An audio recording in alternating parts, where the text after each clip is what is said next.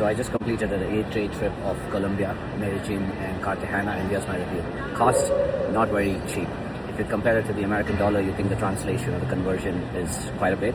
That's not the reality. When you come down here, most things besides Uber cost you what you would pay in a big American city. So Medellin and Cartagena is pretty expensive when it comes to food, transportation, besides Uber, and you book tours and all of that, pretty expensive. People, very friendly, besides the hecklers and the street vendors. Some of them are really pushy, especially in Cartagena, but generally the local people and the people from Latin America, pretty friendly and helpful.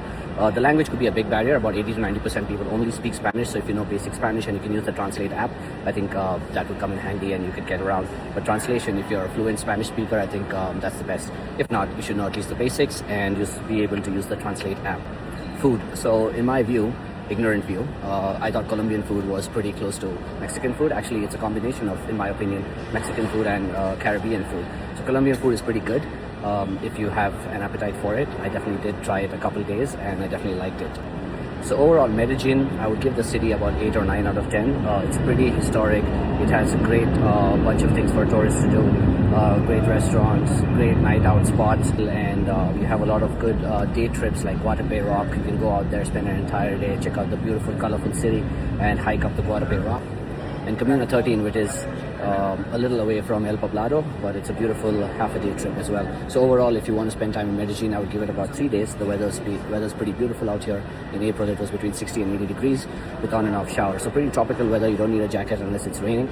On the other hand, Cartagena, because of its being in the north shore of Colombia, it's pretty hot and humid. The temperatures there were between 70 and 90 degrees, pretty humid. You definitely don't need a jacket. You need a lot of sunblock. Good hats and umbrellas definitely help.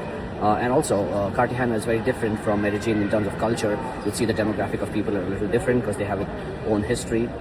It's the fifth largest city rather in Colombia, but it's the most famous touristy city. So Cartagena, I would say give it 2 to 3 days. If you want to cover the Rosario Islands, maybe that's a day trip.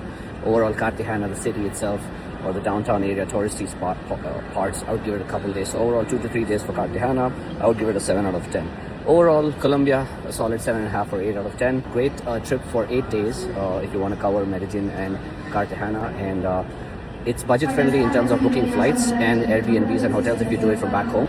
Final couple tips, always exchange your dollar. The downtown area, they have great rates. Currently it was around 3,500 pesos for a US dollar. And the second tip, if you're like me and you travel a lot, maybe get Jetpack or an eSIM. I got a 5 gigabytes plan for about $13, which lasted the entire 8 days. So yeah, that's where you can save some money. So overall, 7.5 or 8 out of 10, and I hope you like this video. Okay, it's time to say ciao to Colombia.